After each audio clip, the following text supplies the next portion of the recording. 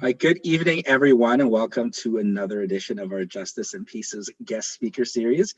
And today we have Samantha Glass joining us. And Samantha, I'll leave it to you to introduce yourself because I know there's so many things that you're involved with, and I don't want to make sure I miss anything. And thank you so much for joining us here today. Definitely. Thank you for having me here, JP. So again, my name is Samantha Glass. I always say that the glass is always half full or overflowing. I am a litigation paralegal at my own firm, managing partner, SFG Paralegal Services, and the owner of Notary Now, my newest business. Been a licensed paralegal for going on 10 years, been in the legal business for 15 years. Before regulation, I worked with a property management company, helping them with landlord and tenant. And I am also in law school to become a lawyer. So that's kind of me in a nutshell. I do other things. I have the Get Legal show out in Milton. I've had that for about 5 years, as well as I said as a board of director at the Landlord Self-Help Center. All right, so let's maybe start with your own practice there. And I think a lot of paralegals look to get into the profession and they end up putting up their own shingle. And sometimes they're not ready for maybe that transition as they could be. So what maybe you can share some advice about making that leap and with, I mean, I think maybe there could be even some new paralegals listening in about how to get started with your own practice. Definitely. That's a great question. And it's great because I mentor students. I'm also a paralegal instructor.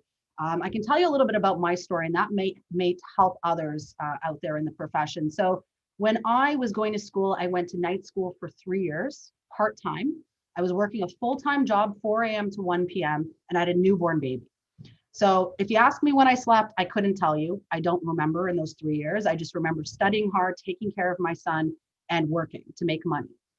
And I was always told by my instructors, Samantha, you know, you do have experience, but you need to get further experience as a paralegal. You need to volunteer.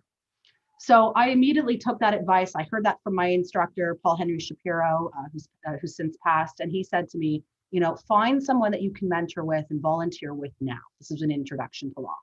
And I listened to that. I found myself a mentor. I worked with a paralegal on the weekend, doing legal research for her in the morning, and then balancing my time with my son and my work. So with that experience, with that volunteer, I learned a lot about business, how the paralegal firms are structured, and how it really is to be in the profession. Because when you're in school, you're in one space, and then when you go out into the world, it's a completely different space. And I think that's kind of what helped me. I mean, it did help me have a leg up because I already knew the law and I understood it from my past. But going into it blindly, I find that that's where a lot of my students have a problem. They're like, Samantha, we don't know what to do. We don't know what to expect. And I always say, get a mentor. Even if you're not going to volunteer time, find someone, network now, start to talk to people now, ask questions, and don't be afraid to ask questions. Don't think any question is a silly question. The profession is a great profession and everyone is willing to help. So my advice is get out there now. If you're a new paralegal, network. If you're a student, network. Come to events, come to all the different events that you can, and get to know as many people. Go to your instructors for help, right? Your instructors will introduce you to people or tell you about events. And I think that's key really to launch yourself into this career. It's a great profession. I absolutely love. And there's so much opportunity. You have to work at it, and you really have to start when you're a student. Now, speaking of networking, I know you are heavily involved there with the York Region Paralegal Network. So perhaps you can tell us a bit about what your organization is doing and sort of the benefits for the public and students and those in the profession about reaching out and participating in those events. Definitely. Thank you so much for asking that. So 5 years ago, I saw a gap in the organizations. Like we have a great organization that lobbies for us at the Law Society and is for our profession. But I said, you know, where's the public awareness? There needs to be more. So I saw that gap. And with that gap, I said, I need to create something. So I created the York Region Paralegal Network 5 years ago with the idea that it would be a public-facing organization to educate the public and educate the profession, but its focus is the public. So what we do is we go out into the community and we provide public legal education to various community groups. For example, the Vaughan York Region Police, libraries, Vaughan City Hall, various women's shelters. And we also provide support and volunteerism. So we do legal clinics. We do pop-up legal clinics wherever people ask us in our community. We are a not-for-profit. We currently don't have funding. So how we make our money is we do CPDs, and then we take that funding and we put it into public awareness, because still, it's unfortunate, but people still don't understand the role of paralegals.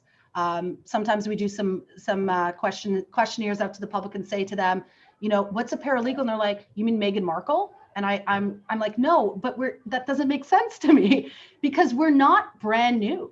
We've been around for a while. We've been around for quite some time. It's just recent we've been regulated, and it's not really that recent, right? So YRPN is really about public legal education. And I know that my El Presidente will be coming on this show to talk more about what we do. So I'm not going to take up too much more time with that.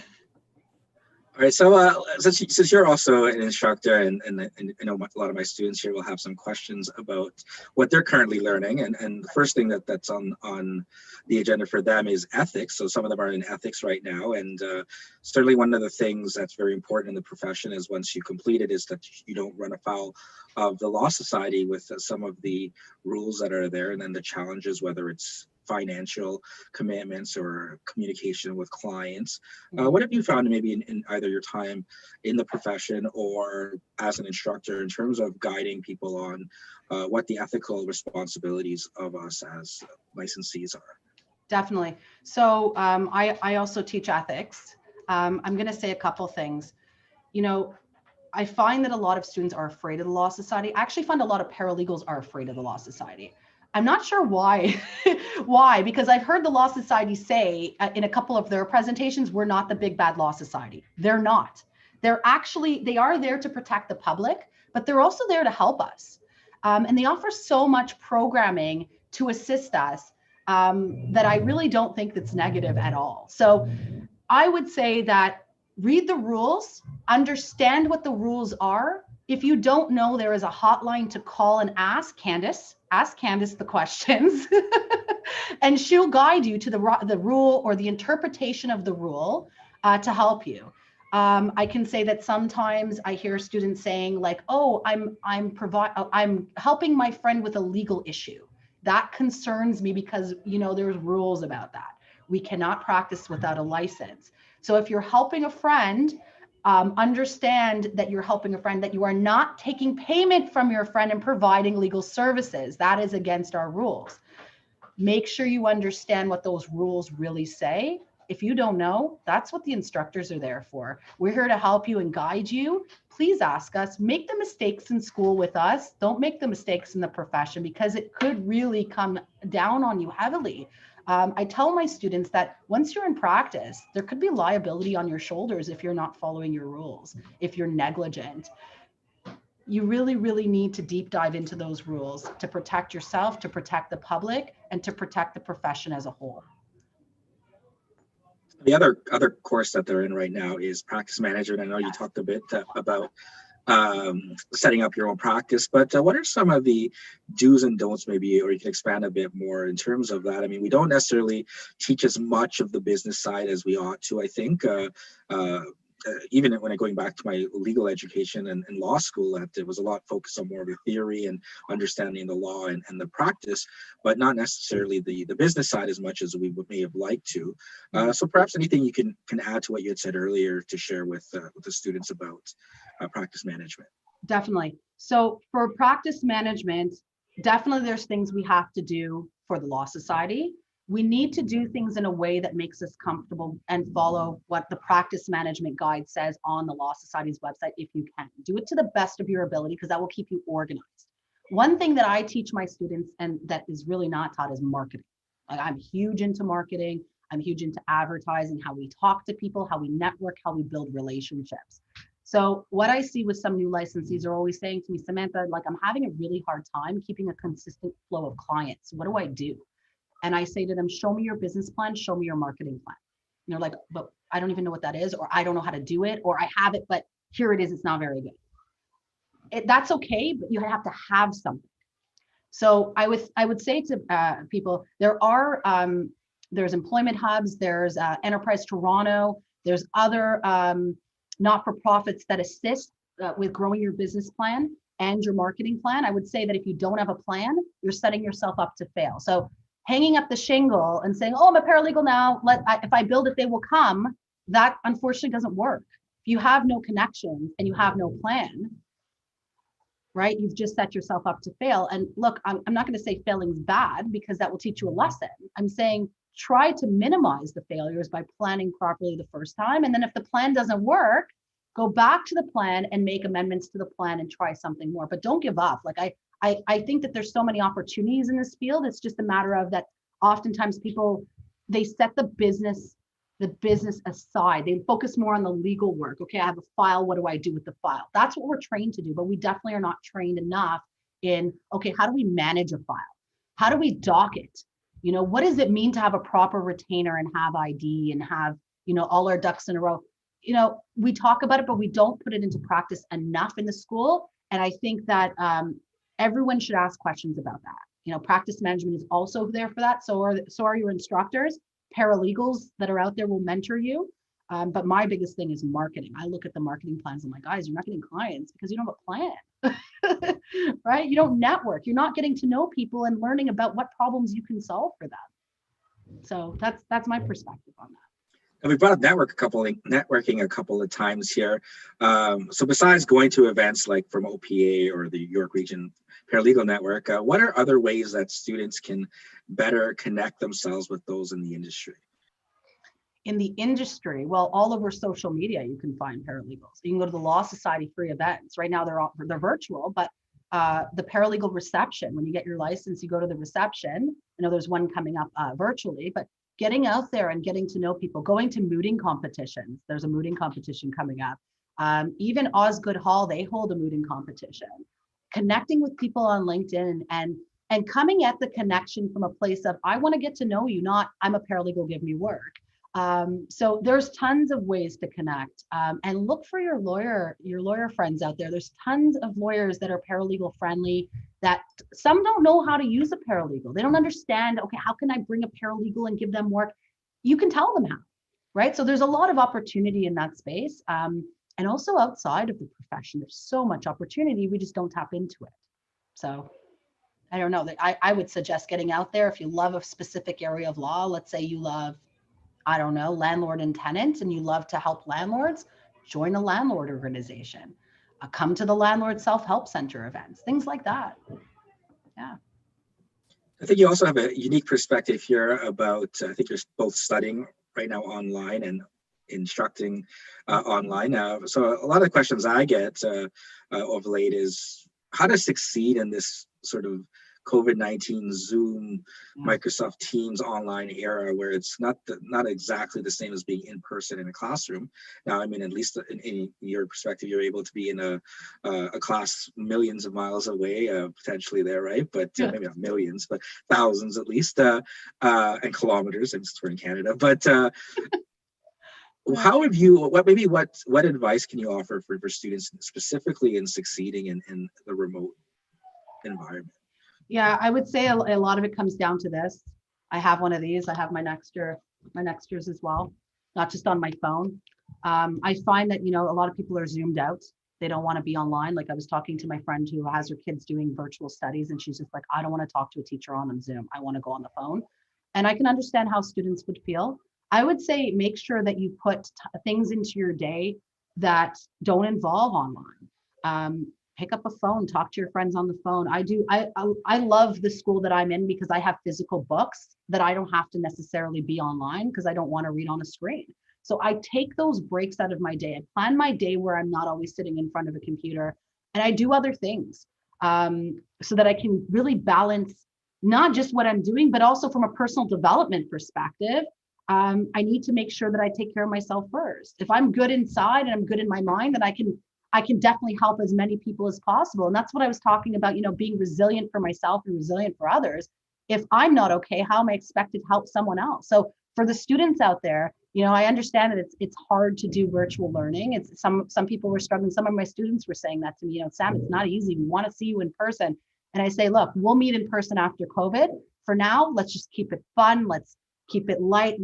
Let's joke around. Let's look at interesting cases that, that make you smile. And find other ways. Like I always have I have my sign here, and I'm always doing this to my students. Hey guys, you rock. And I'm trying to really make them fun and make it fun and give them the energy that I have. I pour so much energy out, and I can feel the energy from them, that they love it, they're excited. So students out there, find a way. Another thing is asking amazing questions. Like I tell my students, ask me anything. Let's open the doors, right? Ask anything, even if you think it's silly. Let's talk about things, and we have some great discussions. So pick your instructors' brains. They have great stories to tell, I'm sure, that they can share with you. And I think that's kind of how I do that with my students and with myself. Music, study music, physical books. I have a partner that I study with. We just keep it fun, keep it light. In terms of the courts and the tribunals, I mean, certainly a difference in 2020 than in previous years, but how have you adjusted or adapted to the virtual kind of environment with your practice? Yes. So it hasn't really taken too much of a toll on me personally. I know my my other paralegals it has, because they're so used to being in front of someone. I mean, some of the things that I do were over the phone. Human rights, we go on the phone and discuss. Even part of our hearing was on, there was no video, but I was watching a couple of the hearings, and I could see, they can't see your full body movement. There's other people talking in the background. At one point I was sitting with my student, and we were watching my partner, Dan Schofield, do a hearing, and we weren't sure if the adjudicator was frozen. We're like, he's not moving. Is he okay? And then he moved his glasses, and we're like, oh, okay, he's not frozen. It's okay. Imagine he froze, and you're trying to give an argument, and he's like, can you repeat all that? And you're in the moment, so you can't. So I can see how it can be very, very, frustrating or nerve-wracking, because it's technology, right? For me, it didn't affect me. Everything I do is pretty much online to begin with. And when I did go to the court, I don't know, I was always glued to my computer anyway. I always had like a tablet or something with me. So for me, not too much of a change. You guys aren't frozen. You're not frozen, right? No, okay. No, you gotta repeat that whole answer again. What can you share then in terms of having a little bit more experience than just from earlier this year about preparing for whether it's a hearing, let's say just a hearing online or remotely? Again, it's a little bit different. I mean, you got to be cognizant of the freezing and stuff like that. But how else can you better get your advocacy out to the member or the judge, given that it's in a remote environment? Well, you have to be prepared, right? You have to be over prepared. You have to ensure that the other side, that all the parties get the documents. And when you're referring to a document, they can actually see what it is that you're referring to, as opposed to, sorry, that email didn't come through. So making sure you're following up and confirming that, in fact, when you send something, the other person receives it. The same way you would prepare for oral advocacy in person, having those bullet points on paper and, speaking through it and checking them off as you go through your points, talking slowly, just in case they freeze, and making sure, that you're watching them, because in court, you have to watch the judges and the adjudicators. They're taking notes. So you would do the same thing here, right? Making sure that, they're moving, they're shaking their head, they have the proper body language, so that that they're involved. And if they're not, confirm with them. Madam Chair, wanted to confirm that you understood or heard what I said, to make sure they're not frozen, so you don't go through this amazing argument and only to find out that you have to start again. So making sure you're following up, being overly prepared, and practicing. You still have to practice. I know that some people are like, oh, can I just go in and do it on the fly? Yeah, no, please. If you do things on the fly without any preparation, the judges can tell you're not prepared. So come with a plan, be ready to move on your feet, because you're going to get asked questions. So be prepared from all angles. I think that's the key, is that, students think, okay, I have my case, I'm just going to prepare from one side. No. You need to think of all sides and be prepared for all sides, and make sure you're really using the technology you have to see if the other person is watching and acknowledging. And I'm watching JP to see if he's shaking his head, and I see that he is. So I know he's with me. Things like that. We still have to use what we can. Like the eye contact is a hard one, but everything else we can still do. I can move my camera. You can see if I'm sitting here like, okay, I'm just annoyed by what you just said. still use those principles you learn in class, especially in ADR, where you're taught all of this, use them, and they really do come in handy. So you mentioned ADR, right? And other aspect there is it may not even end up at a hearing. It hopefully can get resolved. I think I was moderating an event earlier this week with Justice Basunder, and he said, hey, if it shows up on my lap, it means there's kind of a failure in the system because it could have been resolved. So perhaps maybe you can walk my students through a little bit about the ADR process and how effective advocacy can start before it even arrives at the tribunal or the courtroom. Yeah, so I'm the mediator of the firm. I feel like I wear both hats, mediator, litigator. My other paralegals are litigators. They know it. They live and breathe litigation. If they have to mediate, they're like, okay, I'll mediate. But they love litigation. That is their passion. For me, I have that other side. And I think that's why I love human rights so much. It's just that we're not counselors, but we become them without trying to be. So for mediation, I enjoy really approaching the other side before we even draft a claim. And I want to talk to the other side. And I tell all my clients, let's have a conversation. Maybe it's a misunderstanding. Maybe we can just have a conversation to resolve it. And I'll do a negotiation. That's where you start with ADR, is a negotiation. And I try to feel out the situation to see if we can come to some sort of resolution at the beginning, at least on some things. You might not agree to everything, but if you can agree to some, you're further ahead than you were when you started. So I would start with that. If it gets to a place where you have to draft a pleading and serve and do all of those things, or in human rights, draft the application, get the response, and go to a mediation if everybody agrees, I enjoy mediation. I just think that, I think it's actually very good to have that third party because you're hearing it from someone else that it's not involved. Right. And when you hear it from someone else, you tend to listen to it more. You're like, oh, okay. So, my representative, yeah, she was right. Even though we've told them, right? Because we do tell them what to expect, but then they're like, oh, you're my rep. You're just saying that. No, we're telling you because we know we've been through it. So when a mediator, repeats what you've said and says, yeah, I kind of see where this is going to go. It's kind of good if you go this way, or it's good if you come to some sort of resolution because 4 years later will be your hearing. So, do you really want to sit around for 4 years with that stress and anxiety of this matter, or do you want to try to resolve it?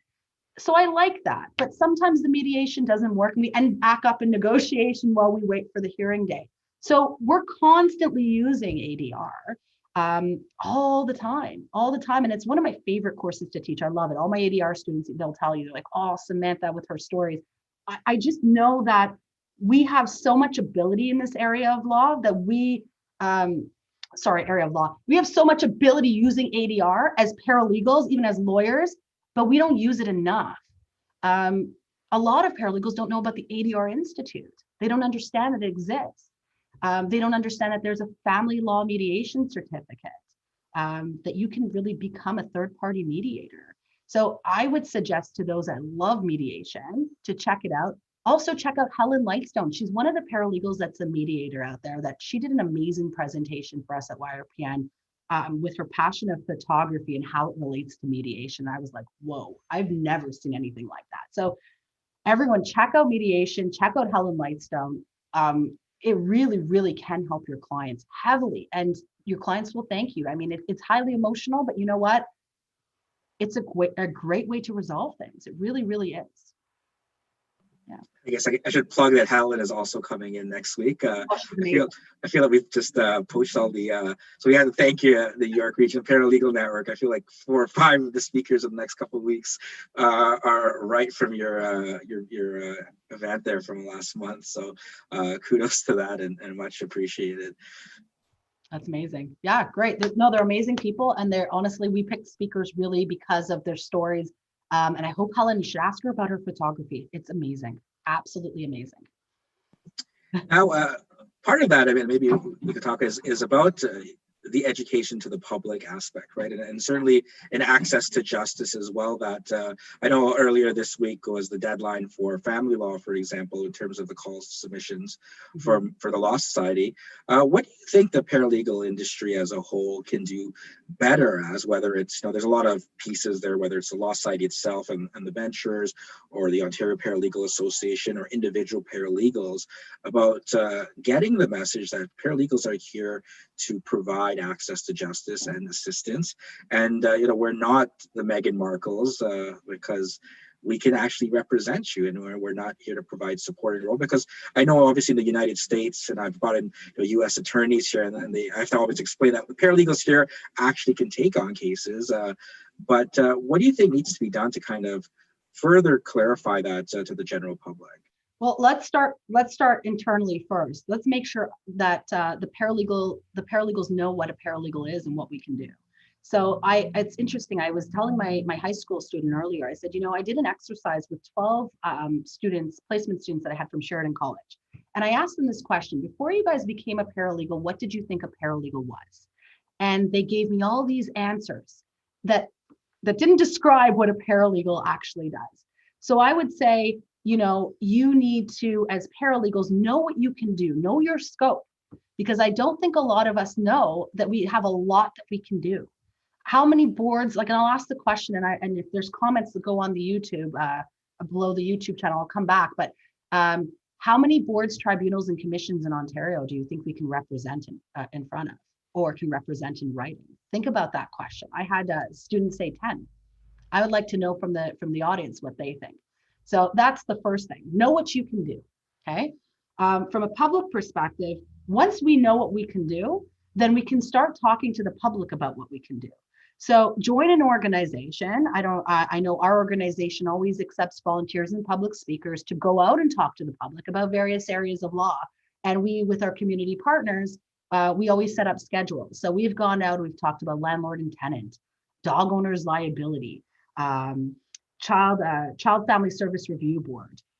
We've picked on some of those tribunals that not a lot of people realize that we can actually touch, and we've talked about that. So getting out and volunteering your time to speak would be a great opportunity.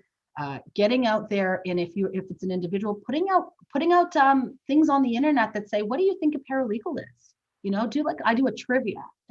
Online trivia. What do you think? Right? And I ask questions and people answer, and I provide educational articles. I also make sure that I'm reaching out to small businesses and talking to them and saying, hey, did you know we can collect on your unpaid accounts? They're like, huh? I thought only a collection agency. But wait a second, collection through litigation, we can take them to court and get you a judgment. They're like, I didn't even know you could do that. So education, right? Education, letting the public know, speaking to the public, getting out there to community organizations, talking to we deal with a women's shelter, food banks, any organization that needs help, and we provide them that information. So if anybody's interested in being able to educate the public, that's what we do. We're always looking for speakers and volunteers. So you can send me a message on LinkedIn and I'll be happy to connect you. Now, one of the tribunals that you do a lot of work in, as you mentioned, is the Human Rights Tribunal of Ontario. And certainly they have a unique way of blending mediation and a hearing. So first, maybe you can give a little bit more background, since you have a lot of experience there, to both the students and anyone else listening, about what that whole process is like, and so that they can understand, maybe from application to a final hearing if need be. Sure. So the first thing is that we have to understand what discrimination actually is. So there is the Human Rights Commission that provides educational material and policy guides. So if you're ever unsure about a situation, make sure that it falls into one of the social areas and the code grounds, and then go onto the Commission's website and look up the policy guides. And in those policy guides, there is case law, okay? So that's one thing I would tell you. There is also the Osgood Hall certification in human rights. They provide you tons of case law. Like I have a massive binder of case law. A lot of these cases are not reported because they are mediated. So it's good to know what the leading cases are in this area, because they are used over and over again, definitely to prove points and do help with the case. And they're used in mediation too. So the process is that if someone is discriminated against, they will file an application with the Human Rights Tribunal. The respondent will respond, and then the applicant has the opportunity to write a response to the response on the issues that have already been brought up. I often see that applicants get very, very upset. Listen, it's an emotional tribunal. I'm telling you, these people are discriminated against, they are hurt, they are harmed, and they really, really just want to have their story told. You have to really understand what these clients are looking for. Sometimes it's not money. I'll tell you, some of them just say, like I had somebody yesterday say, I just want an apology. I'm only asking for 100 grand because I just want them to say sorry to me, and I had to put a number in there. So you have to be able to feel out the client and learn what their needs really are. Why did this happen? How did it impact them? And what do they really want? What's the end game? So when they respond to a response, it can't be, oh, because they're angry. It needs to be on issues that have been brought up that maybe need further clarification. Once that happens, and if both parties agree on the application and the response, they can check off that they'd like to go to mediation. Mediation will be scheduled. It says on the website about 6 months out. We know that that's not true. I've had mediations that have taken a year, sometimes a year and a half to be scheduled. Everything has changed. It used to be that they would hold a mediation all day until you've settled, or as long as you needed. Now you're in blocks. So you'll go into a mediation room, if it's in person, or now it's over the phone, and you will sometimes have a mediator, or you will have an adjudicator that is acting as a mediator, which is great because you already, that's very, very helpful, right? They will put you into different rooms, or if you're on the phone, they will have you all on the phone together and then separate you, and they will call you back and forth. They will call you. I find that my clients prefer not to be in the same space as the person who's harmed them, or that who has allegedly harmed them, because it's very emotional and it could trigger bad thoughts, depression, anxiety, outbursts. Who knows? It depends on the type of discrimination. So as the mediation is going through, they go back and forth. They're in caucus, right? In separate spots or separate rooms. And the goal really is to try to come to some sort of resolution. If they can't, then you walk away. And you still have the opportunity to negotiate outside of the hearing. You are then scheduled for a hearing, and hearings can be like, I just had a case that is 4 years old that just recently finished. We had a hearing finally after 4 years. And it's a really informal process. I almost like to relate it to the landlord and tenant board, but it's actually a lot more laid back, and it's more of a conversation than it is like the landlord and tenant board. If anybody's been to the landlord and tenant board, it's run very much the same. I'll tell you that the adjudicators will stop the hearing for mediation. So they give you multiple opportunities to mediate, because if they feel it can resolve once they've listened to you at the hearing, they will try to resolve it. And some of them will say, okay, now I'm taking off my adjudicator hat and I'm putting on my mediator hat, and they will change back and forth if they can help. And a lot of times they're able to resolve. So you won't see many go to hearing. You really, really won't. Most of them are settled. I would say, I wish I could pull the stats. I didn't bring stats with me today, but I would say above 80%. It's a high number that are settled. That's really what it is in a nutshell. Like, I remember I tried to take my students to sit in, and every time we went into a room, they're like, sorry, we're now going to mediation. And then the next room is, yeah, we've settled. And, well, we have no we couldn't listen to any hearings, all of them settled. So that's what we're looking at it from a high level perspective. There's obviously more that goes into it. And there's a lot of relationship management from a representative's perspective. And it's super emotional. You really have to, as a paralegal, be able to be that caring individual, but then be able to switch over and be that professional paralegal. And you'll have to go back and forth with these types of cases, because that's the expectation of the clients in this area.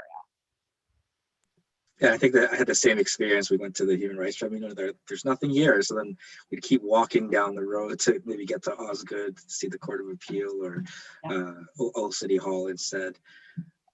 I see a question here. Actually, before I get to the question, someone's guessed about 100 in terms of tribunals.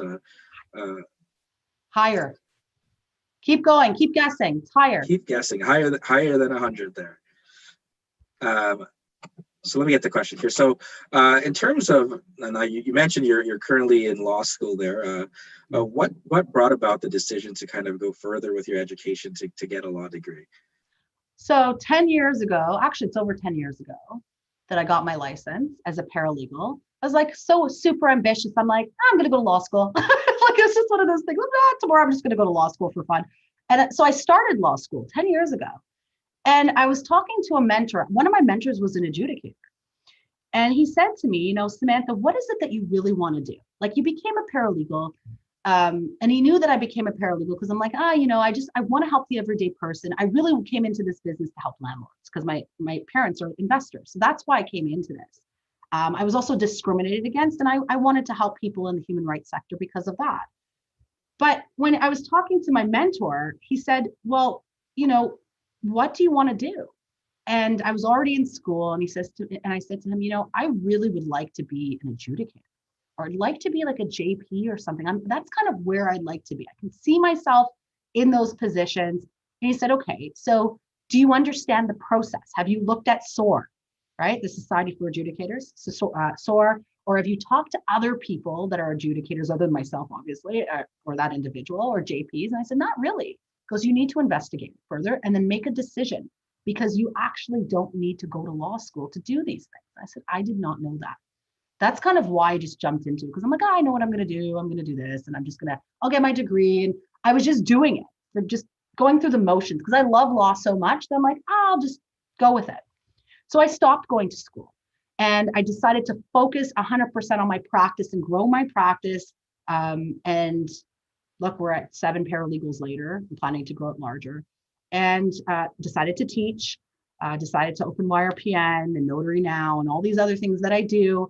And then most recently, I was talking to my business partner, and he was telling me his story about how he got accepted into Osgood twice. And I'm like, why didn't you go to law school? And he was telling me his story. And then he said to me, he goes, you mentioned that you were in law school. I'm really thinking of going. Like, I know I have my paralegal license. I'm thinking of going. And I know that you went. Do you think, you should go and finish it? And I'm like, I started something, but I didn't finish it. And that's kind of what got in my mind, that I'm an example for my children is you don't start something and not finish it. So that's kind of why I went back. And you know what? I don't regret it. I absolutely love it. I do it, and it's so much fun. Like it really, really is. People are always like, school's so daunting. No. I absolutely love it. I'm studying criminal law, so it's super interesting. And it's enjoyable, and it's so different being a student after all these years and also being a teacher. And it's just a different world. Like I'm so passionate. I love this profession, you guys. Like I love the law. Like I didn't know it before when I got into it. I was in human resources. I was in construction. So getting into law and I wasn't like, I didn't know that I loved it this much. And I see the impact I make on people's lives. And gosh, if I can do more, then why wouldn't I? So I'm just not going to stop, I think. I got a couple more guesses here. I see 150 and I see 1,000. Okay. The 1,000, a little bit lower. A little bit lower. You're close though. The 1,000 is very close. So yeah, I mean, look, I really want to say to people, if you guys are getting into this profession, there's so much positive we can bring. I know people look at the legal profession and the public looks at it and they're like, oh gosh, these lawyers, these paralegals, we're there, we come to them for problems, but we're not just problem solvers. I know lawyers have a lot of preventative measures that they can put in place for people, and the paralegals can help solve problems, and together we really, really can make a huge difference on society. And I think that's what I love the most about it. So I hope that I hope that helps everybody here. Like I really love it. I really do. Don't make me cry. That's how much. So I see 700 now has come up. It's funny. I called to ask this question. So I'm like, I heard there's like 250 boards, tribunals, and commissions. And then they're like, huh? Who told you that? I said, well, on CanLEAT, they're like, no. They're not all on there. I'm like, okay. So if I ask my students this question, how are they going to be able to answer it? Do you have a guess? Oh, my student has a guess. There are a lot. So there is definitely there's probably around 950, I think was the last time when I spoke to them. They said around 950, but the whole list is not online there. So there is a lot. There's so much opportunity. It's a matter of networking. So if you really love, I don't know, I'm trying to think of a tribunal that not a lot of people do, the horse racing tribunal. I don't know. I'm just putting that out there. You love horses and you like, I don't know, betting. And I'm not trying to encourage gambling here, but let's just say that's what you like and you know about it. There's a tribunal for that, right? There's a tribunal for many things. So look at them and make it your niche market. Get to know the people that work within that space. And that's where you'll find opportunity. And, it doesn't hurt to ask. I was listening to a guy yesterday, Sir John Chin from Think and Grow Rich, the movie. And he said, if you don't ask, how will you ever know? How can you ever get an opportunity if you're too afraid to step forward and just ask for help or ask if there's an opportunity?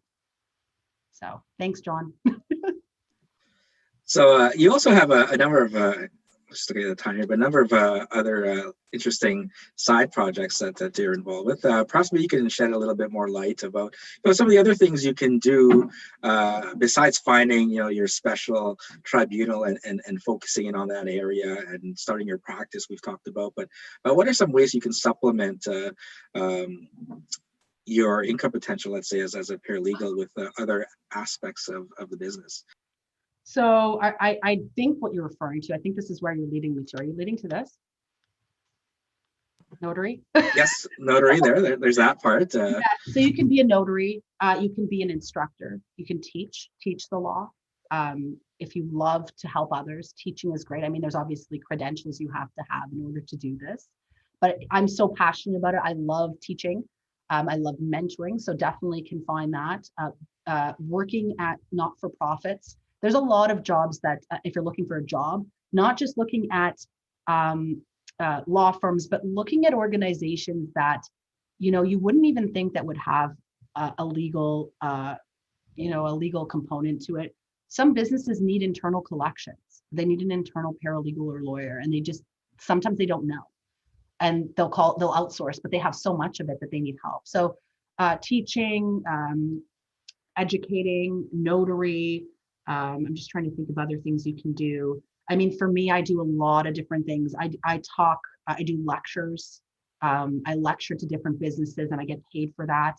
I think a lot of it's come from just putting myself out there. Like I'm a person that's you guys can't tell this, but I had a huge fear of public speaking, massive, like to the point where I'd faint and pass out. It was terrible. And I think that it's because I got a mentor and the mentor pushed me and said, Samantha, you're in the legal profession. I understand that the judge and the clerk are the only two in front of you and everyone else is behind you, but you can't use that as an excuse anymore because look, fear, false evidence appearing real, right? We have to look at finding other ways to think outside the box and not letting our fear defeat us. And so for me, one of the things that I'm going to lead into this is that I had a passion for wrestling. I still do. I was a wrestler a long time ago. I had to stop wrestling, but I still wanted to work in that industry in some shape or form. So one day, my favorite wrestler went to an indie wrestling company called Destiny World Wrestling. I'm going to promote them a little bit here. And I showed up there. And I'm going to tell you, I never looked back. I never looked back. So I actually am, my firm is the firm for Destiny World Wrestling and Impact Wrestling. We do their paralegal work because of my passion. I'm so in love with wrestling and law. Like it's just ridiculous. I know it's like, how do those two go hand in hand? For me, they do. So they're like my family. You have to find what you love and combine it. Like, don't think that your past has to be in the past if it's something that you can bring into the future and bring your law into it. So for me, that's wrestling and law. And then definitely my art side. Like this is not my painting, but love art, love hearing about art. Love finding ways to use art and law and personal development.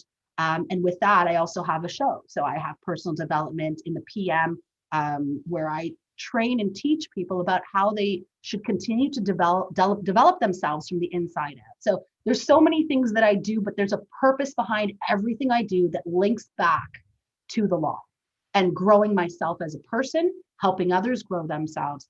and ensuring our profession just continues to grow and that we do the amazing things that we do and continue to do them every day and helping those people being competent inside and out. So I love it.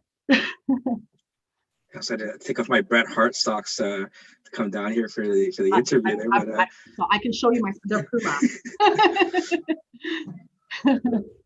But and I certainly know of my going down to watch WrestleMania in the States a couple times. So I love any big wrestling fan, especially ones that are in the law as well. The other thing, I guess, that some of my students ask that balancing working in the profession, certainly all the other things that you're doing, and having time for your family, right? I mean, how do you manage all that and still? I know you have a young one as well. How do you make all of that work? Everything is timing. Everything is timing. Making sure that I plan. Like I showed you guys my planners earlier. Like I have my new one. I haven't started writing my new one. I should. But planning. I have strategic planning for my business. I have planning for my kids. I'm ensuring that I'm always making time for me as well. So waking up extra early to give myself that personal time to make sure that I check in with myself, because oftentimes we forget about ourselves. We're like, oh, let's help everybody else. And then we put ourselves last. And then we one day, realize, oh gosh, I'm not feeling too great. And that's because we forgot to check in with ourselves. So yes, planning is key. If I didn't plan, I couldn't do all the things that I do. And I do a lot of things. My partners will tell you, that's a good question here. My partners will tell you, they're like, Samantha never stops. Like she's like the Energizer Bunny. I feel like there's batteries in her back, and and it's true. It's just because I'm so passionate. If I did something that I didn't like, I think that I would be like moping around. But like I love spending time with my kids. I sometimes will read to my kids. I remember Owen, and Owen remembers this. My 12-year-old.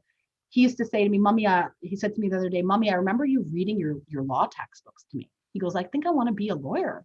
I'm like, oh, I got to introduce you to JP. That's what I said to him. So, involving your kids, taking your time, planning, making sure that you always have time for you, your family. Obviously, your clients fall in line with that because you have to take care of your clients 100%. And then these other things that I do is just on the extra time that I have that I enjoy, that are hobbies, but are also work too. And just enjoying life, like love what you do. And know that if there's something that's standing in your way, there are people to help you get that obstacle out of the way. So it's all about planning. And I think somebody just asked me here in this chat, what exactly is early? Look, I'm one of those people that I have to meditate before bed, or I stay up all night thinking about my millions of ideas. So I would say around 4 or 5 o'clock sometimes, like I'll wake up and I'm like, oh, I got to go write that down. So I have a journal and I write down my ideas for what I want to do with my firm or my students or myself. And then I just plan it in. I plan it into my calendar. This calendar is really wrecked because I've been writing it like crazy. And I plan in, I write the times and everything in here of what I'm going to do and when I'm going to do it. And it's not, look, after you do it for a period of time, it just becomes habit, right? It just becomes a habit. And you're like, oh, okay, this becomes easier and enjoyable so that you're not scrambling, right? And how did you get over? You mentioned your mentor there, but the fear of public speaking there. What pushed you to? I mean, you would have never known it from just our conversation here today. But what got you over the hump? So it's interesting because it depends. Like I realized that there's different types of fears of public speaking. There's the fear of public speaking online. There's the fear of public speaking in front of a crowd, in court, in front of students. There's different kinds.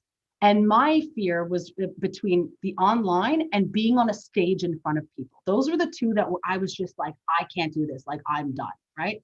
So I remember one of my mentors. So I have multiple mentors. I want everybody to understand. I found people that in my life that I've looked to and I'm like, I need this person in my life. Like I need them in my circle. And I'm not going to mention names, but I'm going to say that for the stage, he simply called me up one day and said, look, I need you to write a story in a book.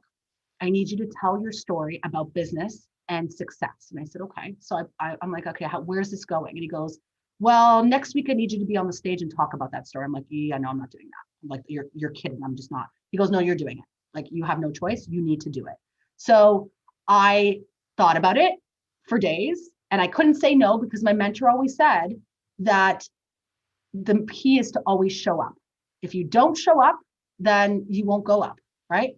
So I remember the night before I called the organizer. I said, I don't know what to talk about. Like, I think that I'm going to wet my pants and you'll need to get a mop for the stage because I'm probably going to have a big problem. And I panicked on the phone. He said, you're going to be fine. Calm down. So I show up. He sits me on the stage. There's like 250 people and 2 other people sitting next to me on the stage and the announcer. And the person next to me says, oh my gosh, I'm so scared. I'm like, oh gosh, give me your hands. Like, we're holding each other's hands, scared and shaking. Well, the other guy's looking at us like, what is your problem? We're about to speak. Stop. And it just became real. And my mentor's sitting in the audience staring at me, and I could see, like, he's like, you're doing this, like, you've no turning back now. And then when I was called, they said, look, you can sit down. And I just went on and I thought about what reminds me of success. And I started thinking about Iron Man. I love Marvel characters. And I thought of Iron Man hitting the ground and then going and saving the world. And I talked about that story in relation to my students and how I feel that my students land for success and how that they overcome so many obstacles by putting themselves through these programs, facing their fears to speak in front of me, and that I need to do the same thing. And so I talked about that. And after I was done, everyone stood. They stood. And I was like, oh my gosh, I can't believe I just did that. I'm like still panicking. And my mentor said, don't worry, we're going to get you to do it again. And then he started getting me to do lives in a private group on Facebook to get myself used to it. And then he challenged me to do a live a day. So he had me read, he has me do a show, the personal development in the PM with my partners. And now he has me really just involved in anything public speaking to the point where now I'm getting called out to public speak at many different events.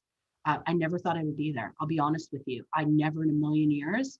And that's because my fear stood in my way. So if it wasn't for, I have a few mentors, but this specific mentor, I don't think that I would have ever faced the fear. For court, it was just the passion that drove me. And I just never thought of the people. I never thought of anyone else being in the room. I just thought of the judge and the clerk. And I'm like, who cares if anyone else is in the room, right? They're listening. So that's fine. They can learn from me. Court was a lot easier. I didn't have that fear. So for those that do, don't be nervous. The judges are there to help, but I mean, just come prepared and you'll be fine.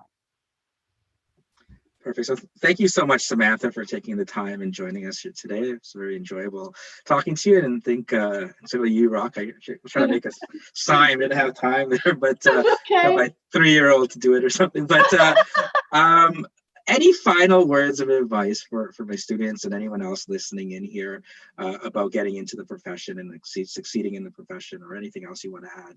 Yeah. And thanks again for joining. For sure.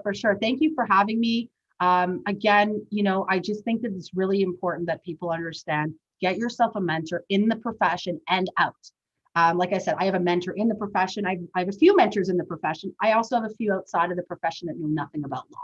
And I love that distinction because they're teaching me different things. So that's my final words for everybody. I just think that it's so important that you learn from others, ask the questions. And one of my close friends, Kelly Chiason, what she always says is, we can all go alone. Anyone can go alone, but no one can grow alone. You need to find people and surround yourself with people that can lift you up and help you go forward. And know that, look, there are so many great people in this profession. We're all in this together. We can all help each other grow. So those are my final thoughts for tonight, JP. Thanks for your question. Thanks for everybody watching.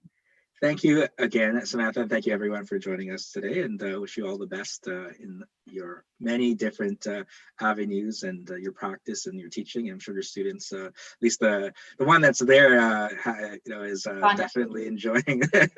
And for my students watching, hi students watching. I know that some of them are. They're messaging me. You should put that in your next pop quiz there to test if you think they followed through there. But take care, Samantha. Thank you. Thank you Bye. so much, Samantha. Thanks, JP. Thank you. Have a great one. Thanks, Samantha. Thanks, JP.